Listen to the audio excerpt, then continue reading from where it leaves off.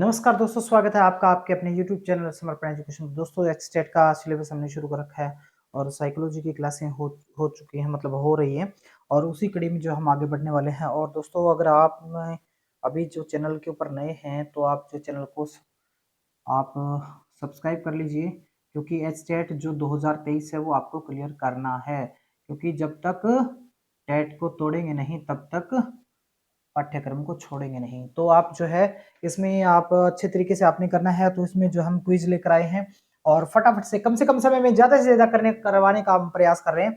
तो देखिए यहाँ पर ये पहला प्रश्न हमारा, और पहला प्रश्न आपकी स्क्रीन पर है, कुसमायोजित व्यक्ति कहलाते हैं। कुसमायोजित व्यक्ति कौन से कहलाते हैं?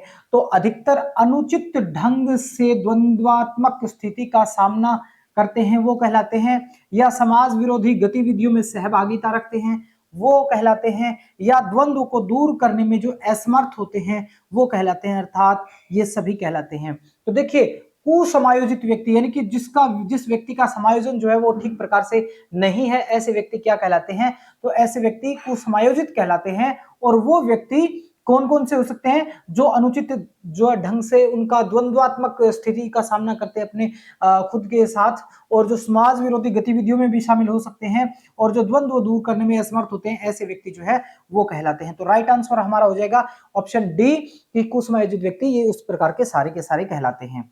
अगला प्रश्न है, छात्रों को मानसिक रूप से स्वस्थ एवं स्वच्छ बने रहने के लिए विद्यालय प्रशासन को कौन सा तरीका अपनाना चाहिए? देखिए यहां पर पूछा क्या गया है, हमने समझना है एग्जामिनर ने क्या पूछा है। एग्जामिनर ने पूछा है कि बच्चों को मानसिक रूप से स्वस्थ रहने के लिए, मानसिक रूप से स्वस्थ रहने के लिए विद्यालय प्रबंधन जो है, विद्यालय प्रशासन है, वो कौन सा तरीका अपनाए तो बेटर रहेगा? तो घर पर अनुकूल वातावरण देना तो बिल्कुल गलत है, क्योंकि ये जो है विद्यालय प्रबंधन का कार्य नहीं है। विद्यालय जो है घर पर कैसे जो है अनुकूल वातावरण देगा, ठीक है। बच्चों के मित्रों पर निगरानी रखना तो कुछ हद तक रख सकते हैं, विद्यालय समय में रख सकता है, लेकिन विद्यालय समय के बाद नहीं रख सकता, तो ये भी नहीं हो सकता। नियमित स्वास्थ्य परीक्षण और शिक्षण की उपयुक्त विधियां, ये शिक्षण की उपयुक्त विधियां जो है वो अधिगम में सफल हो सकती हैं, लेकिन मानसिक रूप से स्वस्थ रखना है तो विद्यालय प्रशासन का काम कौन सा है? तो वो जो है नियमित रूप से परीक्षण करके किया जा सकता है। नियमित रूप से परीक्षण, अगर स्वास्थ्य परीक्षण अगर होते हैं तो छात्र जो मानसिक रूप से स्वस्थ रह सकेंगे, ऐसा हमारा मानना है। तो राइट आंसर हो जाएगा सी। अगला प्रश्न है, निम्न में से कौन सृजनात्मकता से संबंधित नहीं है? ये क्वेश्चन एचटेट में कई बार रिपीट हुआ है, ये जो है वो कई बार रिपीट हो चुका है। ये प्रश्न बहुत इंपॉर्टेंट है, बहुत ज्यादा इंपॉर्टेंट है। ये प्रश्न कई बार रिपीट हो चुका है, इसलिए जो है ये इंपॉर्टेंट हो जाता है। तो इसका राइट आंसर क्या रहेगा कि निम्न में सृजनात्मकता से संबंधित मौलिकता सृजनात्मकता में होता है, प्रवाहशीलता भी होता है, मितव्ययता, उपयोगिता। तो देखिए उपयोगिता, सृजनात्मकता की जो है उपयोगिता होनी चाहिए, उसमें प्रवाहशीलता भी होनी चाहिए, मौलिकता भी होनी चाहिए, लेकिन मितव्ययता, ये जो है मितव्ययता का अर्थ होता है कम खर्च करना। तो सृजनात्मकता का और कम खर्च करने का कोई यहां पर ताल्लुक नहीं है, इसलिए हमारा राइट आंसर ये हो जाएगा। अगला प्रश्न है, विभेदक परीक्षण, विभेदक परीक्षण का उपयोग किस मनोवैज्ञानिक ने भारतीय अनुकूलन के अनुसार विकसित किया? अब देखिए इसी प्रश्न के अंदर ही उत्तर है। इसने कहा है कि विभेदक परीक्षण अर्थात भेद करने वाला परीक्षण, व्यक्तिगत भिन्नता में जो है उसका पता लगाने वाला परीक्षण जो है वो उपयोग किस मनोवैज्ञानिक ने भारतीय अनुकूलन में, भारत के संदर्भ में किसने किया है? तो हॉरेस वालाश, जेपी गिलफोर्ड और जेएम ओझा। तो देखिए भारतीय कॉन्सेप्ट में अगर बात है तो फिर जेएम ओझा यानी भारतीय के द्वारा ही। तो राइट आंसर हमारा हो जाएगा। अगला प्रश्न है, निम्नलिखित में से कौन सा चोरी का कारण नहीं हो सकता? दोस्तों क्या है, हमने प्रश्न को समझना ढंग से होता है, प्रश्न को समझने का, प्रश्न को पढ़ने का जो तरीका है वो एक्यूरेट होना चाहिए, आंसर हमें आसानी से मिल जाएगा। निम्न में से कौन सा चोरी का कारण नहीं हो सकता? तो नहीं हो सकता, इसमें क्या है, 3 कारण चोरी के होंगे और चौथा नहीं होगा। देखिए अगर किसी बच्चे की चोरी करने में रुचि है तो वो कारण हो सकता है।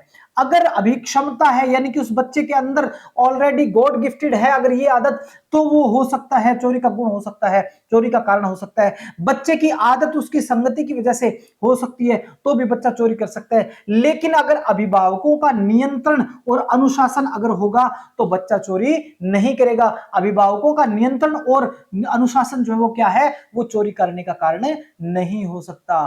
तो राइट आंसर हमारा ये हो जाएगा, क्योंकि बच्चा जो है वो अपनी रुचि से चोरी कर सकता है और उसके अंदर अभिक्षमता यानी गॉड गिफ्टेड ये हो सकता है, गुण हो सकता है, उसमें उसकी आदत भी हो सकती है, लेकिन अभिभावकों का नियंत्रण और अनुशासन है वो कभी चोरी का कारण नहीं बन सकता। अगला प्रश्न क्या है, यदि आपकी कक्षा में कोई बच्चा अधिगम अक्षम है तो आप क्या करेंगे?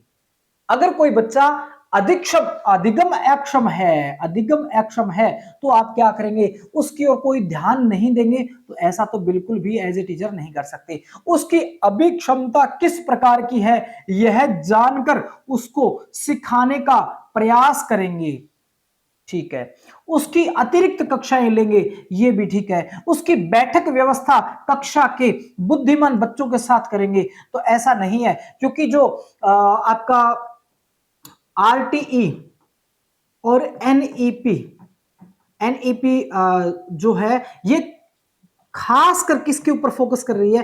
तो ये फोकस कर रही है समावेशी शिक्षा पर। समावेशी शिक्षा यानी ऐसी शिक्षा जिसमें सभी प्रकार के बच्चे, जिसमें उच्च क्वालिटी वाले बच्चे भी और निम्न क्वालिटी वाले बच्चे भी एक ही कक्ष में बैठकर शिक्षा ग्रहण करें, ऐसी उच्च क्षमता वाली। इसमें एनसीएफ 2005 भी इसमें है, एनसीएफ 2005 ये जो है ये भी नेशनल करिकुलम फॉर्मेट जो है ये भी इसमें जो है शामिल है। यानी इन तीनों का जो उद्देश्य है वो क्या है? वो समावेशी शिक्षा पर बल देना है। तो इसलिए बुद्धिमान बच्चों के साथ उसकी अलग से बैठक व्यवस्था तो बिल्कुल नहीं करेंगे। राइट आंसर, अब देखिए इसमें दो ऑप्शन हमारे पास बिल्कुल नेगेटिव है और दो पॉजिटिव है। उसकी क्षमता अक्षमता किस प्रकार की है यह जानकर उसको सिखाने का प्रयास करेंगे या उसको अतिरिक्त कक्षाएं लेंगे, तो दोनों में जो बेटर है वो क्या है? उसकी अक्षमता किस प्रकार की है उसको पहचानने का प्रयास करेंगे और फिर उसके लिए उसको सिखाने का प्रयास जो है हम करेंगे। अगला प्रश्न क्या है, प्रयोजना विधि के प्रतिपादक कौन है? प्रयोजना शब्द को समझना है। ये शब्दों का हेरफेर भी बड़ा अजीब होता है एग्जाम के अंदर, और ये जो है कई बार घुमा फिरा देते हैं हिंदी में जो शब्द होते हैं। अब प्रयोजना को जो अंग्रेजी में कहेंगे तो आप कहेंगे प्रोजेक्ट। अरे क्या हो गया भाई, यानी आप इसको प्रोजेक्ट विधि कह सकते हैं।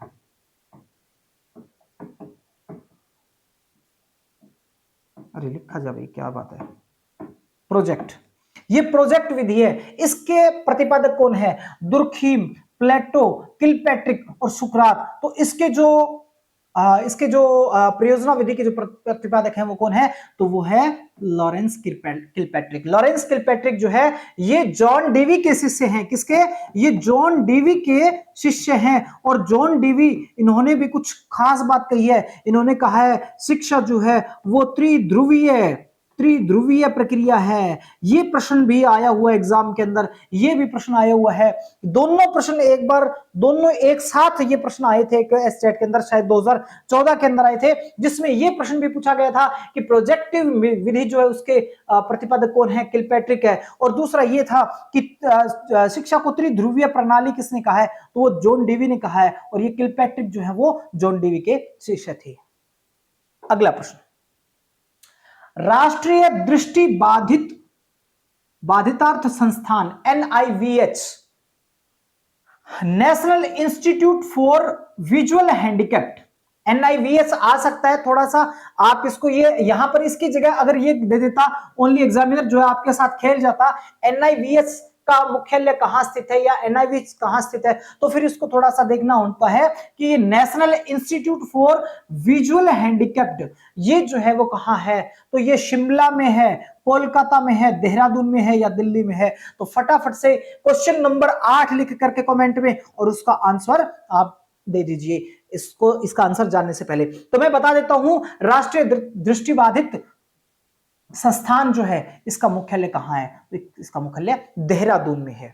अगला प्रश्न देख लेते हैं, खेल शिक्षण विधि खेल शिक्षण विधि यानी खेल के माध्यम से सीखना, प्रतिपादक इस विधि के प्रतिपादक कौन है? खेल की विधि से सिखाने वाले इसके प्रतिपादक कौन है? सुकरात है, फ्रोवेल है, किलपैट्रिक है, अरस्तु है। तो इसमें इन दोनों का नाम काट दीजिए। अब इन दोनों में से जो है आपको डिसाइड करना है। तो खेल विधि के जो है प्रवर्तक जो है वो कौन है? तो वो है फ्रोवेल। फ्रोवेल जो है वो खेल विधि के प्रवर्तक हैं, इनको शुरू करने वाले हैं। ये क्वेश्चन भी 2-3 बार पूछा गया है एग्जाम में, टीचिंग एग्जाम के अंदर पूछा गया है। बेसिक शिक्षा हेतु महात्मा गांधी ने किस पाठ्यक्रम पर बल दिया? बेसिक शिक्षा आप समझ सकते हैं, प्रारंभिक शिक्षा जो है उसके लिए महात्मा गांधी जी ने किस पर फोकस किया? नृत्य कला केंद्रित, हस्तकला केंद्रित, पुस्तक कला केंद्रित या संगीत कला?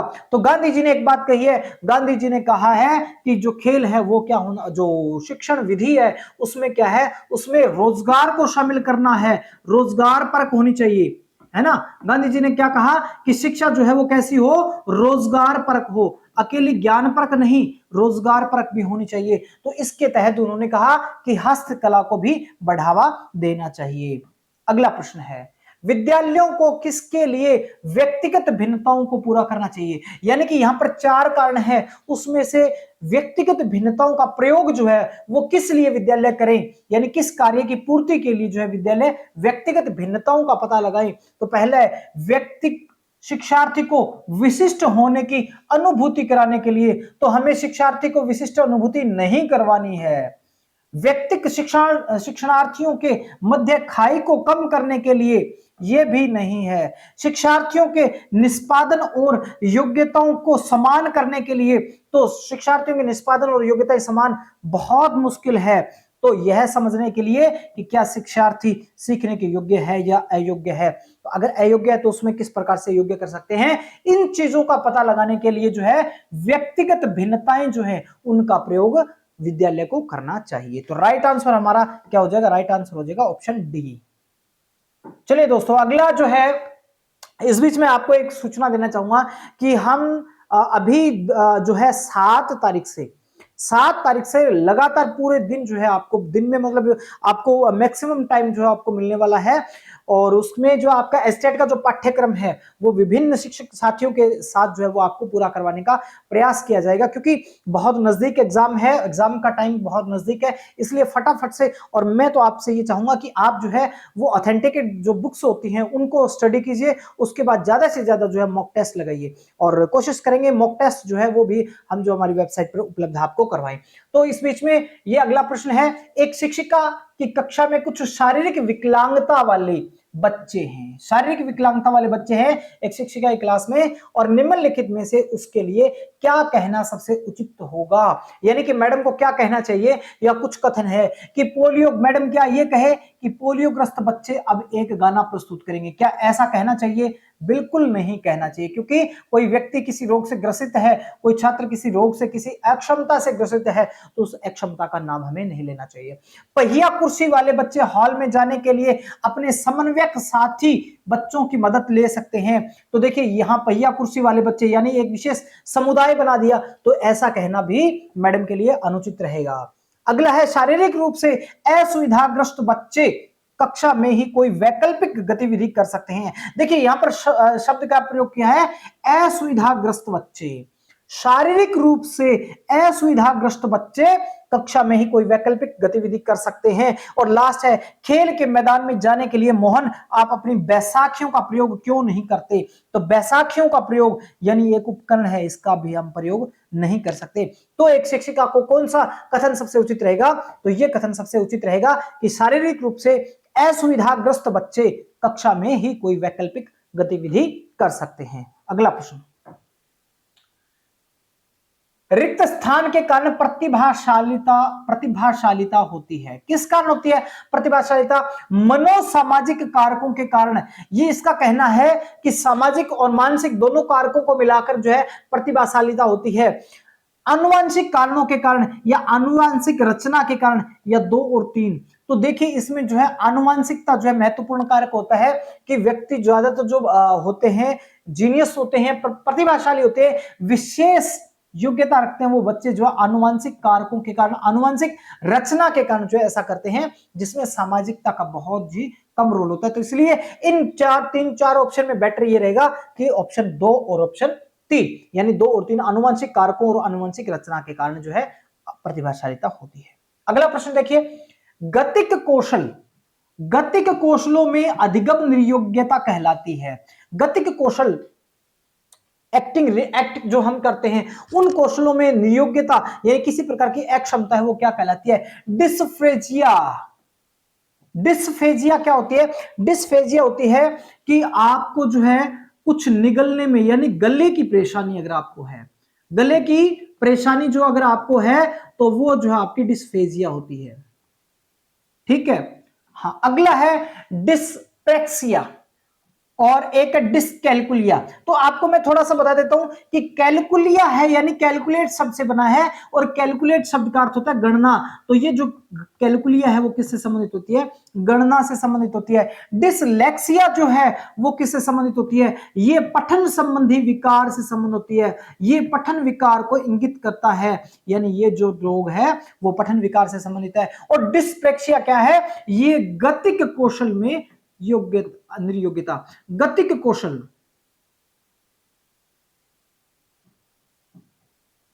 गतिक कौशल जो होते हैं शारीरिक अधिगम जो है शारीरिक रूप से अधिगम में कहीं ना कहीं अड़चन करते हैं, तो वो आपके डिस्प्रेक्सिया कहलाते हैं। तो ये ऑप्शन बी आपका राइट आंसर हो जाएगा। डिस्फ्रेजिया यानी कि आपका निगलने संबंधी, कुछ खाने पीने निगलने संबंधी परेशानी हो सकती है बच्चे को। डिस्प्रेक्सिया जो आपका सही आंसर है इसका। डिसकैलकुलिया कैलकुलेट से संबंधित, गणना से संबंधित, और डिसलेक्सिया जो है वो पठन विकार से संबंधित होता है। अगला प्रश्न, कक्षा में अनुशासन बनाए रखने के लिए सर्वाधिक प्रभावशाली उपाय क्या है? सबसे ज्यादा इन चार में से सबसे ज्यादा कौन सी महत्वपूर्ण चीज है जिससे हम कक्षा में सर्वाधिक जो है अनुशासन बनाए रख सकते हैं? तो अनुशासनहीन छात्रों को कक्षा से बाहर करना, तो हम बिल्कुल भी कक्षा से बाहर नहीं कर सकते, ये आंसर नहीं हो सकता। क्योंकि जो अधिगम जो फिलहाल जो समावेशी शिक्षा जो है चल रही है, उस समावेशी शिक्षा के दौरान जो है हम जो है किसी को शिक्षा से वंचित नहीं कर सकते।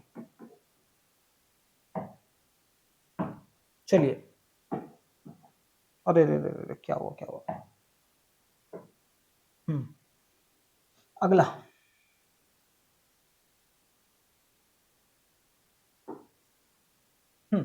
निम्न में से कौन सा कारक समस्या समाधान में बाधक, अरे कहां गए भाई, क्या बात है भाई, ये ठीक है।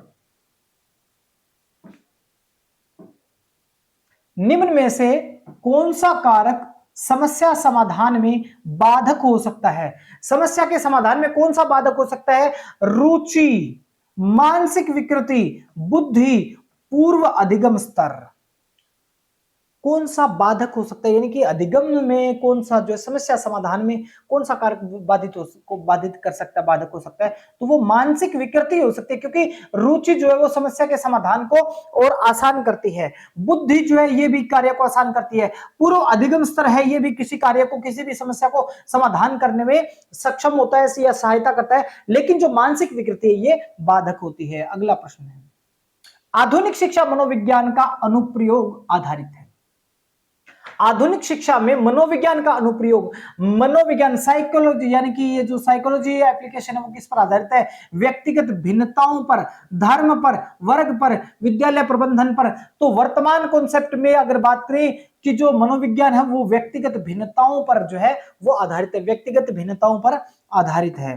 क्योंकि आज के जो इस चैप्टर में जितने भी प्रश्न आए हैं वो लगभग जो है व्यक्तिगत भिन्नताओं से संबंधित आए हैं।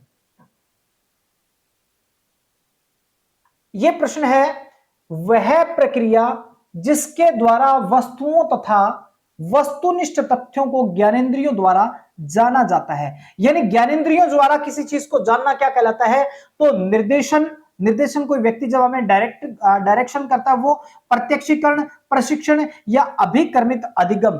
अभिक्रमित अधिगम क्या होता है? स्टेप टू स्टेप सीखना, तो ये नहीं हो सकता।